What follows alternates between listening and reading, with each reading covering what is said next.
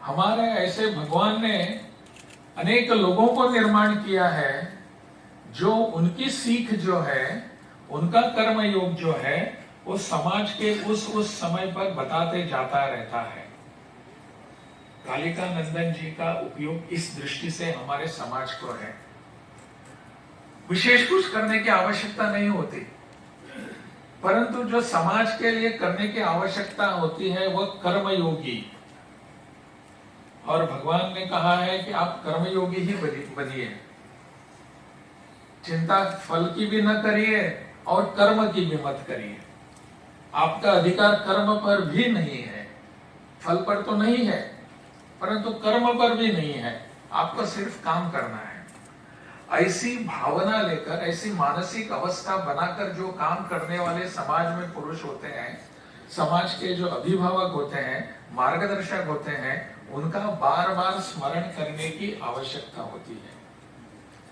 मुझे नीरज जी से इतना ही कहना है कि ऐसा कार्यक्रम आयोजन करके उन्होंने समाज के सामने उनकी जीवनी, उनके आदर्श, उनके विचार रखने का जो प्रयास किया है, बहुत ही सराहनीय है।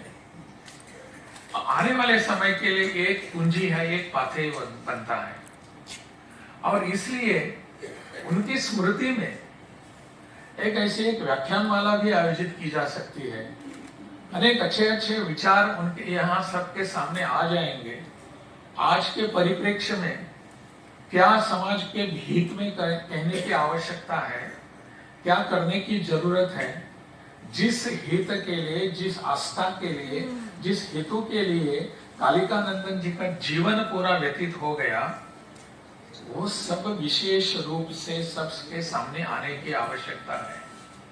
मुझे लगता है ऐसे कार्यक्रमों की आवश्यकता इसलिए बनती है कि समाज के अपने जो नई पीढ़ी है, समाज में अपने जो नए विचार लेकर चलने की आवश्यकता महसूस करते हैं, उनके लिए ये सब जीवनी ऐसे विचार प्रस्तुत करने की प्रेरणा होती है, प्रेरणा मिलती है, उनके लिए आदर्श बनते हैं।